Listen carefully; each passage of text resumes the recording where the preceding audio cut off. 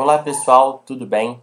O meu nome é Luiz César Martins Lopes e sou advogado, especialista em Direito Empresarial e Notarial Registral, mestrando em Direito pelo Unisal e estou aqui para conversar com vocês hoje. A gente resolveu algumas questões nesse projeto novo do canal do professor Bruno Criado, chamado Overdose de Questões. E hoje eu estou aqui responsável pelas questões de Direito Administrativo.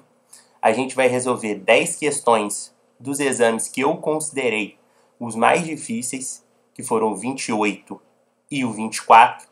Ah, professor, mas eu quero ver os exames para frente, eu quero ver o 29, o 30, não tem problema nenhum. Tem uma lista aí no canal de vídeos com a resolução das questões dos exames 29, 30 e 31. Maravilha? Então, pessoal, como é que a gente vai fazer? Eu separei essas 10 questões e vai ter sempre um destaque na pergunta que eu vou ler com vocês, que vai levar a um destaque na nossa alternativa esperada, na alternativa correta. Maravilha? Então, vamos começar? Primeira questão. Sávio, servidor público federal, frustrado com a ineficiência da repartição em que trabalha, passou a faltar ao serviço. A administração pública, após constatar que Sávio acumulou 60 dias de ausência nos últimos 12 meses, instaurou processo administrativo disciplinar para apurar a conduta do referido servidor. Tendo como premissa esse caso concreto, assinale a alternativa correta. Letra A. O processo administrativo disciplinar será submetido a um procedimento sumário, mais simples e célere, composto pelas fases da instauração da instrução sumária, que compreende a indiciação, a defesa e o relatório e do julgamento. Letra B. A inassiduidade habitual configura a hipótese de demissão de serviço público, ficando Sávio impedido de nova investidura em cargo público federal pelo prazo de 5 anos a contar do julgamento. Letra C. Na hipótese de ser imputada a pena de demissão a Sávio, é lícito à administração pública exigir depósito de dinheiro como requisito de admissibilidade do recurso administrativo, até mesmo como forma de ressarcir os custos adicionais que o poder público terá com o processamento do apelo. Em letra D, a falta de advogado constituído por Sávio no processo administrativo é causa de nulidade, tendo em vista que a ausência de defesa técnica prejudica o exercício da ampla defesa por parte do servidor arrolado. Pessoal, olha um destaque interessante aqui na própria questão. Acumulou 60 dias de ausência nos últimos 12 meses. Vocês têm que lembrar que a pergunta, na própria pergunta, muito provavelmente já vai vir um indício da resposta que eles esperam de você. Tranquilo? Isso vai estar junto, pessoal, da nossa fundamentação, da nossa resposta esperada. Olha que interessante. A letra A diz assim: processo administrativo disciplinar será submetido a um procedimento sumário. O que isso tem que te remeter? Primeiro, você tem que lembrar que a gente está num caso que vai envolver os conhecimentos relativos à Lei dos Agentes Públicos, Lei 8.112 de 90. Então, você tem que lembrar assim, então, esse é um caso de agentes públicos. Interessante. Qual é a base do PAD? Qual é a base do processo administrativo disciplinar? Aqui, nesse caso, ele falta o serviço, pelo menos 60 dias de ausência nos últimos 12 meses. Então, a gente está apurando um possível abandono de cargo e um caso de inassiduidade habitual. Muito bem. O que a lei diz para a gente, lá no artigo 140? Que na apuração da conduta que o Sávio está incorrendo, é também adotado o procedimento sumário. E aqui, ele te dá na questão a base, te dá do que se trata a matéria, e a letra A já logo diz, será submetido a um procedimento sumário. E aí ele fala corretamente das fases, instauração, instrução sumária, que compreende a indiciação, a defesa e o relatório, e depois o julgamento. Tranquilo? Então, essa é uma questão que eu entendo ser mais de você bater o olho e lembrar, olha, onde é que eu estou pisando? Não, estou pisando na lei dos agentes públicos, a lei que no caso se trata de servidor público federal, por isso que a lei 8.112 é a nossa base aqui. Bom, qual é o PAD? já que o enunciado está me falando de um PAD. Não, o PAD fala de um possível abandono de cargo e de uma inassiduidade habitual. Qual é o procedimento? É o procedimento sumário. E a letra A já bate aqui direto. Beleza? Então, fundamentação, nosso artigo 140 da Lei 8.112. Vamos para a próxima questão. Tranquilo? O governo do estado Alfa, para impulsionar o potencial turístico de uma região cercada de belíssimas cachoeiras, pretende asfaltar uma pequena estrada que liga a cidade mais próxima ao local turístico. Com vistas à melhoria do serviço público e sem dinheiro em caixa para arcar com as despesas, o estado decide publicar edital para a concessão da estrada, com fundamento na Lei 8987 de 95, cabendo ao futuro concessionário a execução das obras. Com base na hipótese apresentada, assinale a afirmativa correta. Letra A. O edital poderá prever, em favor da concessionária, outras fontes de receita além daquela oriunda do pedágio. A renda adicional deve favorecer a modicidade tarifária, reduzindo a tarifa paga pelos usuários. Letra B. Um grande investidor, pessoa física, pode ser contratado pelo poder concedente, caso demonstre capacidade de realização das obras. Letra C. A concessão pode ser feita mediante licitação na modalidade tomada de preço, caso as obras necessárias estejam orçadas em até R$1,5 milhão de reais. Letra D. O poder concedente não poderá exigir no edital garantias do concessionário de que realizará as obras a contento, dado que a essência do contrato de concessão é a delegação de serviço público. Muito bem. Então, olha o destaque aqui na nossa pergunta. O Estado decide publicar edital para a concessão da estrada, cabendo ao futuro concessionário a execução das obras. Então, o que tem que ficar muito claro aqui para a gente? Estamos diante de uma concessão de serviço público, onde você está pisando na Lei 8987 de 95. Então, o que você tem que lembrar para a nossa resposta esperada, letra A, fazer sentido para você? Olha o que ele diz aqui no destaque. Outras fontes de receita além daquela oriunda do pedágio. Pessoal, o pedágio é a tarifa que vai remunerar o agente privado, certo? A lei permite que seja prevista outras fontes de receita além do pagamento do pedágio por aqueles que utilizam a rodovia? Sim.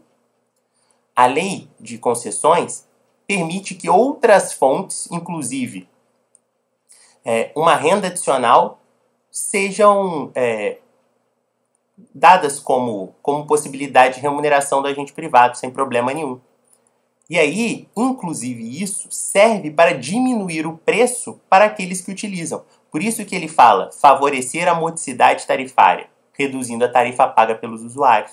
Porque isso não deixa de ser um serviço público, ainda que tenha a base no contrato de concessão. Olha que interessante. O artigo 11 é o que vai dar base para esse nosso entendimento. Olha o que ele fala.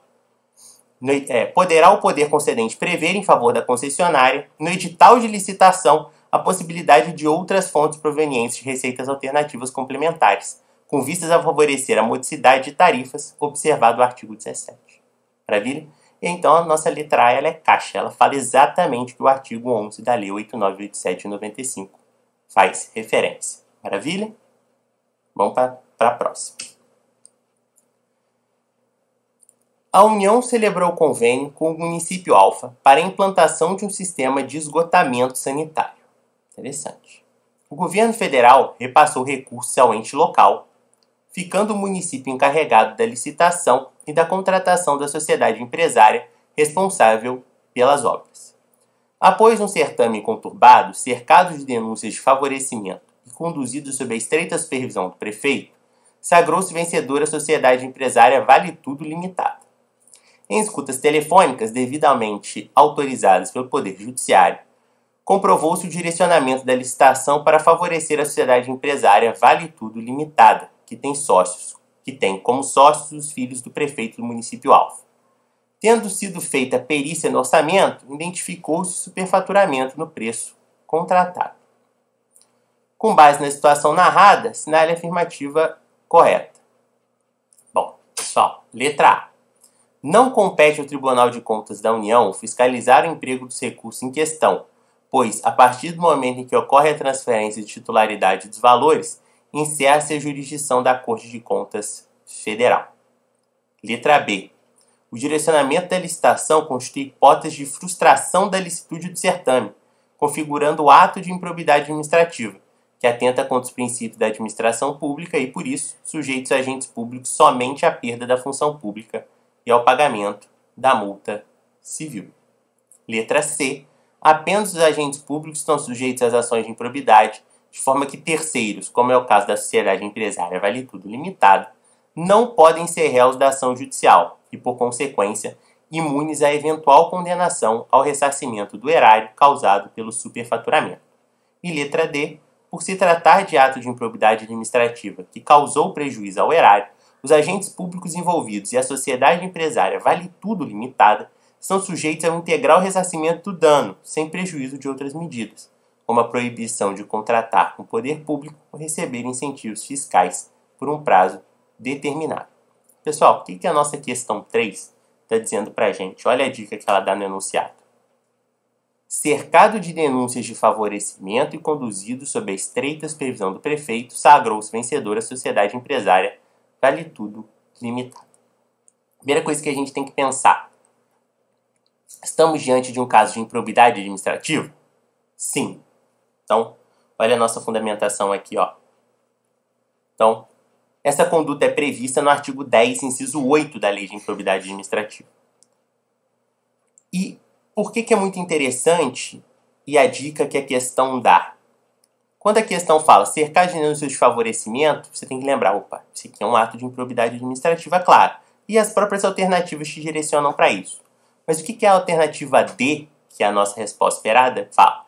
Os agentes públicos envolvidos e a sociedade empresária Vale Tudo Limitada estão sujeitos ao integral ressarcimento do dano. Pessoal, na Lei de Improbidade Administrativa, o integral ressarcimento do dano é a regra. E podem ser condenados para tal os agentes públicos e os agentes privados que participaram do ato. Então, olha o que o artigo 12, que estipula as penas da Lei de Improbidade Administrativa, fala. Na hipótese do artigo 10, que é o nosso caso aqui, ressarcimento integral do dano, pronto, é a primeira medida. Recai sobre quem? Sobre os envolvidos. E quem são esses envolvidos? Os agentes privados dessa sociedade empresária e os agentes públicos. Tranquilo? Então, essa é uma questão, assim, bem... Entre elas, é uma questão bem tranquila, mas você tem que lembrar onde é que eu estou pisando. Estou pisando num caso de improbidade administrativa. Tranquilo? Vamos para a nossa questão número 4. E aqui, pessoal, nós começamos a ver questões que mudam um pouquinho o perfil da resposta, que vão exigir de vocês outros conhecimentos. Mas vamos com calma, né? Vamos ler a questão 4. Questão 4. Os analistas de infraestrutura de determinado ministério, ocupantes de cargo efetivo, pleiteiam há algum tempo uma completa reestruturação da carreira, com aumento de cargos e de remunerações. Recentemente, a negociação com o governo federal esfriou, dado o cenário de crise fiscal severa. Para forçar a retomada das negociações, a categoria profissional decidiu entrar em greve, mantendo em funcionamento apenas os serviços essenciais. Com base na hipótese apresentada, assinale a afirmativa correta. Letra A.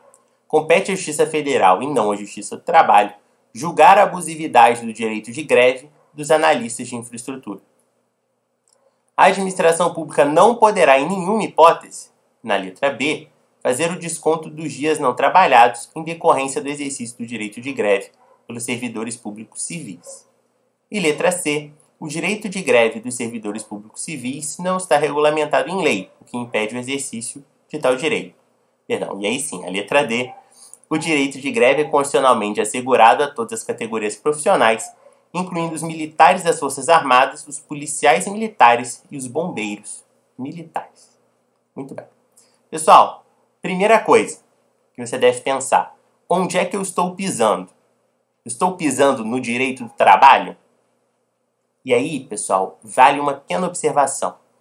Muitas questões do exame de ordem exigem de vocês conhecimentos relacionados à interdisciplinariedade das matérias. E esse aqui é um caso. Eu estou tratando de uma matéria que envolve administração pública, por isso que está na prova de direito administrativo, mas eu trato do direito de greve, que é um assunto do direito do trabalho material, né? Então, vamos tentar resumir aqui. Olha o que o enunciado diz para você. A categoria profissional decidiu entrar em greve, mantendo em funcionamento apenas os serviços essenciais. Estamos diante de servidores públicos? Sim, olha o que ele fala. Analistas de infraestrutura de determinado ministério, ocupantes de cargo efetivo. Logo, estamos falando de servidores públicos. Só que você não vai achar, ao menos em tese, essa resposta, né, a resposta dessa questão, nem na lei de agentes públicos, como a OAB espera de você, e nem na lei que dá base à greve dos servidores privados, né? Você vai achar a resposta, pessoal, na jurisprudência do Supremo. E esse é um ponto interessante. Por quê? A OAB começa a cobrar com maior incidência jurisprudência do Supremo também, principalmente aquelas que são fechadas em repercussão geral e em súmulas. E é o nosso caso aqui. Olha que interessante. STF, tema de repercussão geral, número 544. A Justiça Comum Federal e Estadual, então ele não está levando em consideração, e não tem que levar, a Justiça Federal Especializada, que é a Justiça do Trabalho, Eleitoral Militar da União, não é o caso aqui. Cabe à Justiça Comum, seja ela federal ou estadual, é competente para julgar a abusividade de greve de servidores públicos seletistas da administração pública direta, das autarquias e fundações públicas. O que é interessante aqui? Nesse caso específico, ele dá a entender que o vínculo, isso é um ponto importante, que o vínculo aqui, ao menos em tese, ele é estatutário, ele não é seletista. Maravilha? Mas a base é a mesma. Por quê? Só você lembrar do seguinte, se o vínculo é estatutário, caberá à Justiça Federal julgar a abusividade ou não do direito de greve ou determinado litígio. Tranquilo? Por quê? Aqui a gente está tratando de um servidor público que atua na administração pública direta. Maravilha? Então, vai sim caber à Justiça Federal e não à Justiça do Trabalho. A tema de repercussão geral, ainda que fale de servidor público seletista, a base aqui é a mesma, certo? Mesma coisa para servidores estatutários. Aí, se ele fosse servidor do município, a mesma coisa, seria da Justiça Comum. Tranquilo? Da Justiça Estadual Comum. Show de bola? Vamos para a nossa quinta questão. Determinado município fez publicar decreto de desapropriação por utilidade pública de determinada área, com o objetivo de construir um hospital, o que incluiu o imóvel de Ana. A proprietária aceitou o valor oferecido pelo ente federativo, de modo que a desapropriação se consumou na via administrativa.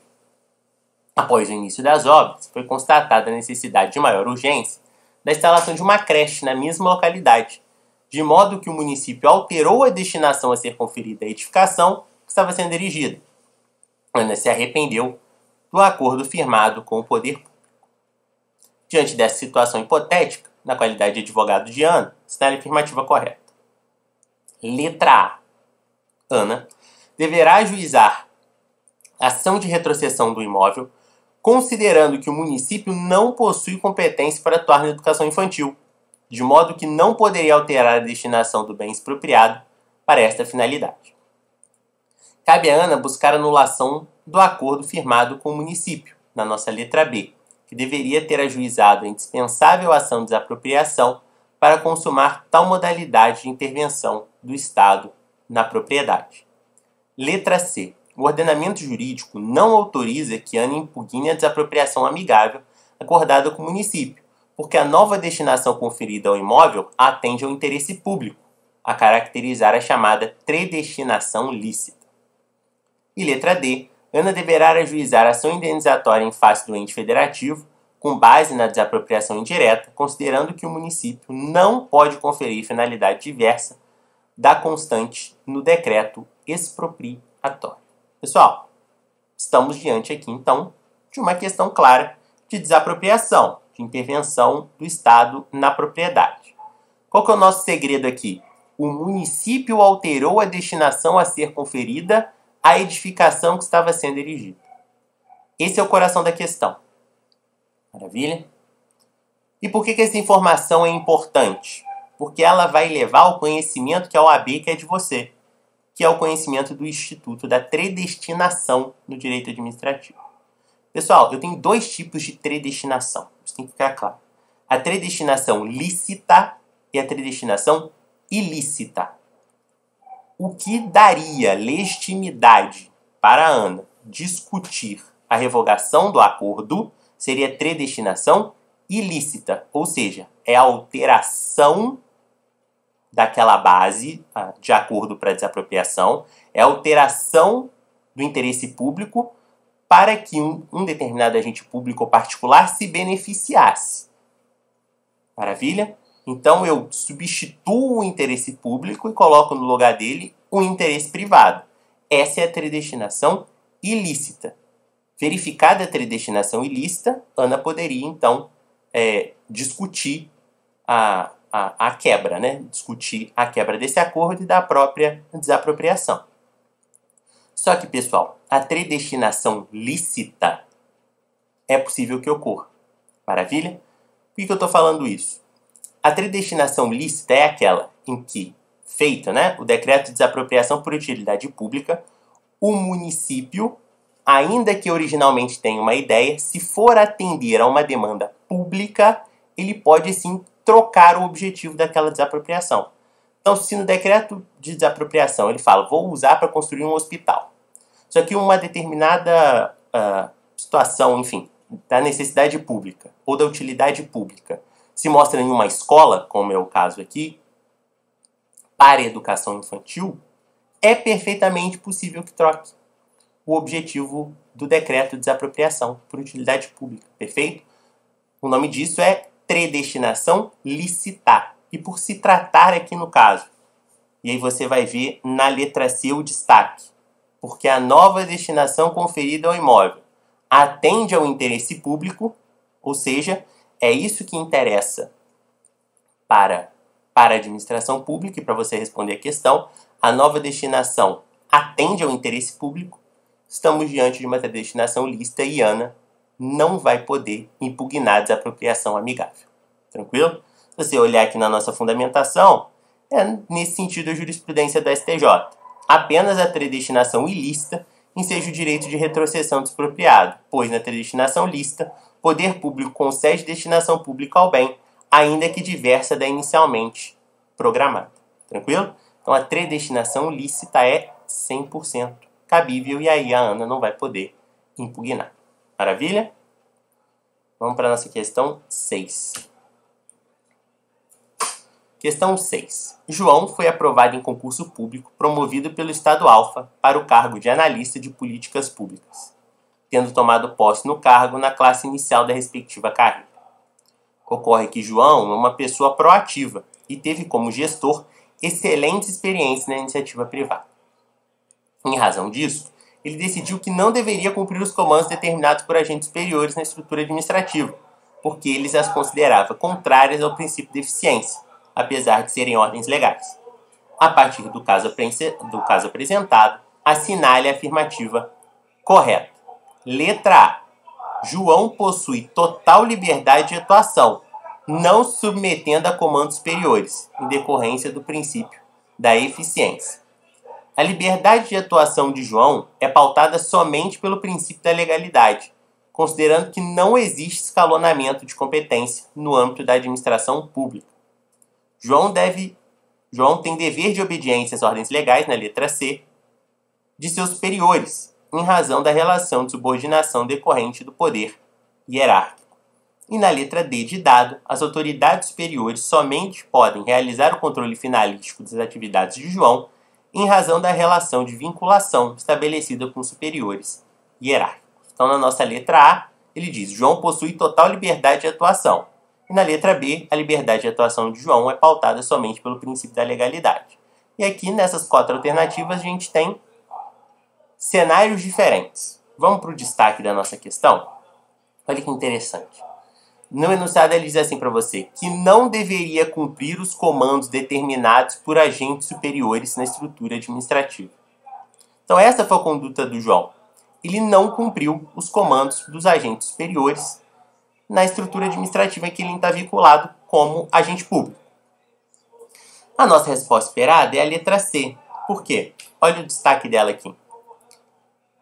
Em razão da relação de subordinação decorrente do poder hierárquico, é que João tem o dever de obediência às ordens legais de seus superiores. Pessoal, o poder hierárquico, que é um dos poderes que está no direito administrativo, na administração pública, é a noção para a organização interna da pessoa jurídica de direito público e de suas funções. Poder hierárquico, pessoal, tem que lembrar vocês aquela noção de que, sob pena de uma quebra de ordem entre superior e inferior na administração pública, eu posso ter uma quebra de comando e, consequentemente, de má prestação de um serviço público, por exemplo. Então, o poder hierárquico ele serve para organizar a administração pública. Não custa lembrar que não existe relação de hierarquia entre a administração pública direta e a administração pública indireta. Aqui eu não tenho mesmo uma relação de hierarquia. Mas dentro da administração pública direta e dentro da administração pública indireta, eu tenho entre os agentes públicos essa relação. Então, por exemplo, dentro de uma autarquia federal, parte da administração pública federal indireta, determinado diretor de uma agência regulatória vai determinar que o analista, por exemplo, tome alguma atitude ou vá ou realize determinada pesquisa. Ponto. Na administração pública direta, a mesma coisa. Determinado ministro pode pedir que ou pode ordenar, que determinado servidor público federal daquele ministério proceda a uma determinada pesquisa ou veja determinados cenários, sem problema nenhum. Fazer isso, cumprir esta ordem legal, serve justamente para o que a questão fala para você. João deveria cumprir os comandos determinados por agentes superiores na estrutura administrativa. Essa é a base do poder hierárquico e foi exatamente o que ele não fez. E é o que a letra C fala. João tem dever de obediência às ordens legais de seus superiores em razão de sua relação de subordinação decorrente do poder hierárquico. Qual que é o conhecimento que a OAB quer de vocês? Se você conhece os poderes administrativos.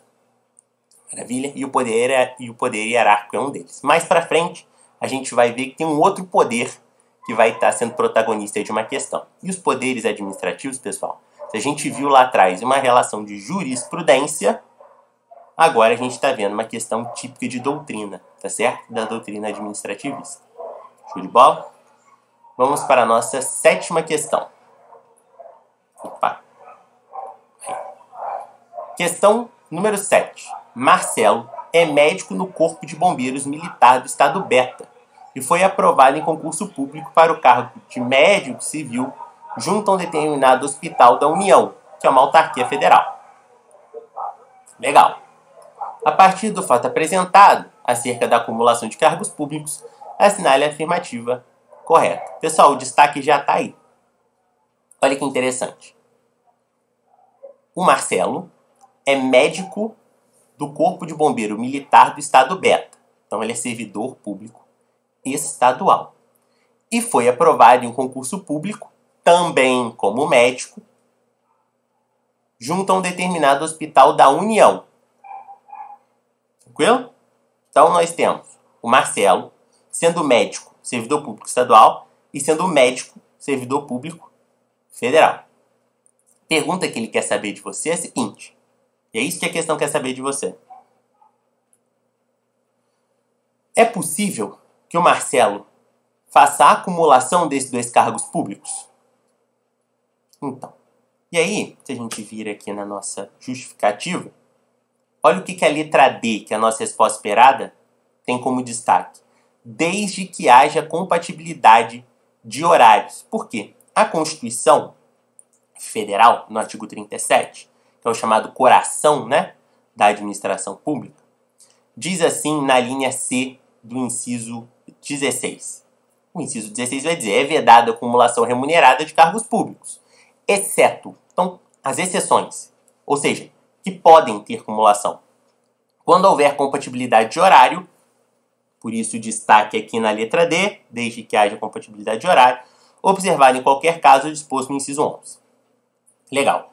Olha a exceção da linha C.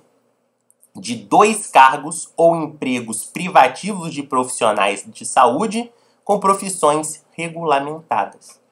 Então, pessoal, eu tenho 2 cargos aqui privativos de profissional da saúde? Sim. Qual? Médico. Médico não tem muita dúvida. É claro que é um cargo, um emprego privativo da área da saúde. A profissão de médico é regulamentada? É claro que é. Então, sem problema nenhum, desde que haja compatibilidade de horário, Marcelo pode ser médico do Corpo de Bombeiro Militar do Estado e pode ser também médico civil junto a um determinado hospital da União, sem problema nenhum. Qual é o requisito? A compatibilidade dos horários. E a acumulação é constitucional porque encaixa aqui na exceção do artigo 37, inciso 16, a linha C. Certo? Show de bola. Pessoal, vamos para a nossa 8ª questão. Em ação civil pública, por atos de improbidade que causaram prejuízo ao erário, ajuizado em desfavor de José, servidor público estadual estável, o juízo de primeiro grau, após os devidos trâmites, determinou a indisponibilidade de todos os bens do demandado, cujo patrimônio é superior aos danos e as demais imputações que constam na inicial. Apresentado o recurso pertinente, observa-se que é aludida a decisão. Então, o que a gente está diante aqui? De uma questão que, teoricamente, está envolvendo aqui improbidade administrativa. Vamos para as alternativas. Letra A. Não merecem reforma na medida em que José deve responder com todo o seu patrimônio, independentemente do prejuízo causado pelos atos de improbidade que lhe são imputados. Letra B. Deve ser reformada, considerando que somente podem ser objeto de cautelar os bens adquiridos depois da prática dos atos de improbidade imputados a José. Letra C. Deve ser reformada, pois não é possível, por ausência de previsão legal, a determinação de tal medida cautelar em ações civis públicas por ato de improbidade. Letra D. Deve ser reformada, porquanto a cautelar somente pode atingir tantos bens quanto bastassem para garantir as consequências financeiras dos atos de improbidade imputados a José. Então, pessoal, vamos para o destaque aqui. O destaque do nosso enunciado é: determinou a indisponibilidade de todos os bens do demandado cujo patrimônio é superior aos danos. O juiz, então, determinou a indisponibilidade de todos os bens. Essa medida é proporcional? É claro que não, pessoal. E olha aqui a nossa fundamentação. Olha que interessante a letra D. Ele fala assim: porquanto a cautelar somente pode atingir tantos bens quanto bastassem para garantir as consequências financeiras dos atos de improbidade imputados a José. E a letra D é o que pega justamente o espírito do artigo 7º da Lei de Improbidade Administrativa. Tranquilo? Olha o que fala o artigo 7º. Caberá à autoridade administrativa responsável pelo inquérito representar ao Ministério Público. Aqui a gente já está diante de uma ação civil pública, né? Então, não é o caso. Mas, olha o ponto. A indisponibilidade no parágrafo único, a indisponibilidade a que se refere o caput recairá sobre bens que assegurem o integral ressarcimento do dano, ou sobre o acréscimo patrimonial resultante do enriquecimento ilícito. Nesse caso aqui, o juiz mandou a indisponibilidade de todos os bens do demandado. E não é esse o objetivo do artigo 7º da Lei de Improbidade Administrativa, e é o que a letra D diz. A cautelar somente pode atingir tantos bens quanto bastassem para garantir as consequências financeiras. Então a medida tem que ser proporcional, de acordo com o parágrafo único do artigo 7º. Maravilha? Então, o juiz pode deferir, no caso aqui da ação civil pública, né? Pode deferir nessa cautelar da ação civil pública a indisponibilidade? Claro que pode. Em que medida? Na medida dos bens que vão garantir o ressarcimento do dano ou do acréscimo patrimonial que ele teve diante do enriquecimento ilícito. Simples assim. Maravilha? Então, o juiz, cuidado com essas palavras. Todos.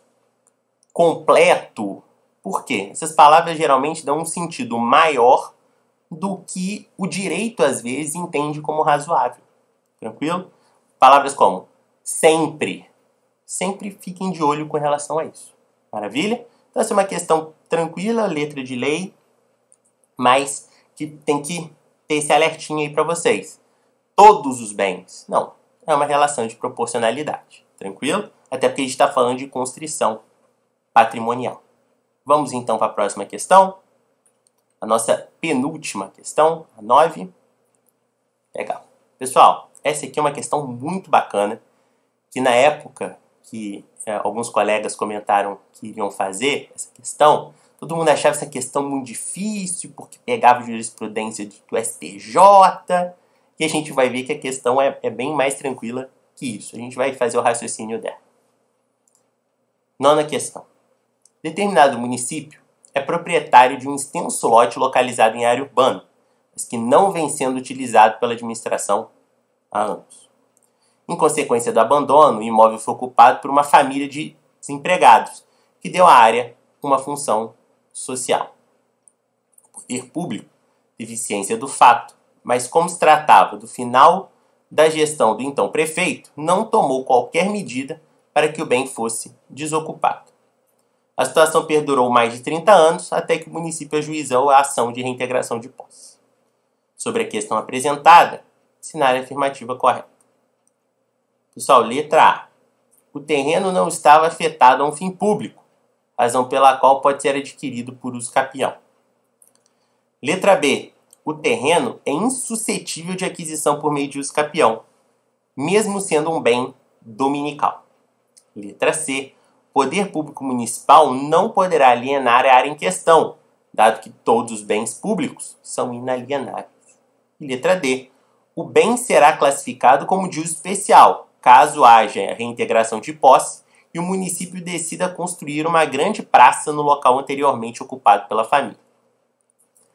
Pessoal, nós temos uma questão aqui cujo destaque é esse. O imóvel foi ocupado por uma família de desempregados que deu à área uma função social. Quem é o proprietário desse imóvel? É um município. Logo, nós estamos tratando de um bem público. Certo? O que essa família quer de fato? A aquisição do bem por uso capião. Porque, teoricamente, e a questão está te falando isso, ele deu uma função social ao bem, cumprindo o mandamento constitucional da função social da propriedade. Mas vai dizer assim, pô, então é evidente que pode, né?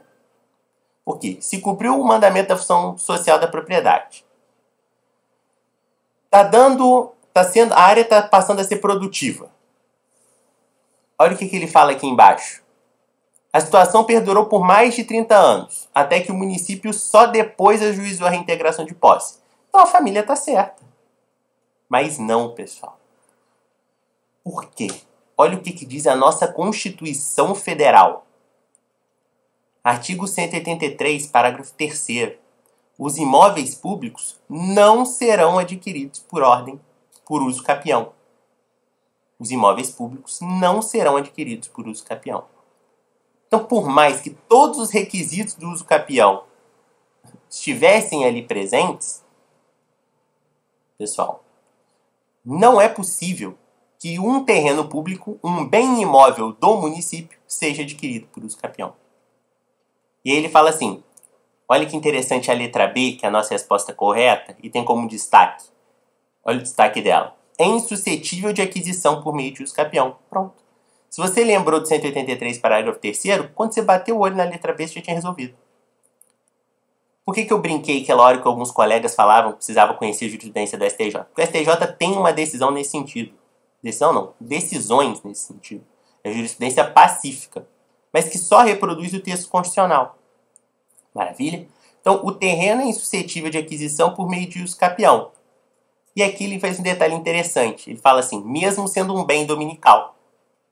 Porque a gente tem aquela ideia que como os bens dominicais representam algumas exceções no direito administrativo, a gente acha que eles podem ser adquiridos por uso capião, mas não podem. Tranquilo? Então, questão bem que pode te colocar uma certa dúvida, mas ela é bem tranquila quando você lembra do texto da Constituição e da própria lógica, né, dos bens públicos. Maravilha? Pessoal, então, lembrar texto constitucional e fica de olho. O imóvel foi ocupado por quem? Por uma família que cumpriu a função social. Bacana. Mas quem pertence a esse imóvel? Pertence ao município, então é insuscetível de uso capião. Tranquilo? Vamos para a nossa última questão. Questão número 10. Um fiscal de posturas públicas municipais verifica que um restaurante continua colocando, de forma irregular, mesas para seus clientes na calçada. Depois de lavrar autos de infração com aplicação de multa por 2 vezes, sem que a sociedade empresária tenha interposto recurso administrativo, o fiscal, ao verificar a situação, interdita o estabelecimento e apreende as mesas e cadeiras colocadas de forma irregular, com base na lei que regula o exercício do poder de polícia correspondente. Muito bem. A partir da situação acima, assinale a afirmativa correta. Pessoal, letra A.